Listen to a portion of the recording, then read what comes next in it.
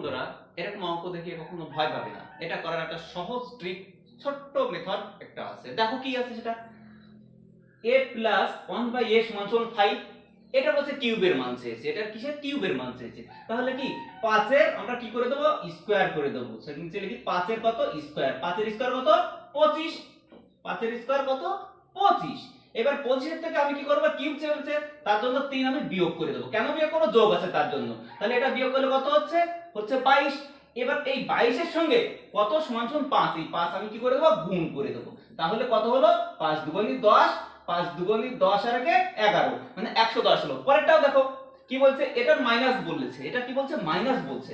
তাহলে 5 এর স্কয়ার, 5 এর স্কয়ার কত 25। এবার এটা মাইনাস বললে তাহলে কি 3 প্লাস করতে হবে, মাইনাস বললে কি করতে হবে 3 প্লাস করতে হবে। তাহলে 5 3 কত 8, মানে 28। এর সঙ্গে সেই 5 এর আবার গুণ করতে হবে, এর সঙ্গে কি সেই 5 এর আবার গুণ করতে হবে। তাহলে 5 8 40, 5 গুণ 10 হচ্ছে 14, 140। এটা সঠিক উত্তর। দেখো শিখতে পেরেছো কিনা।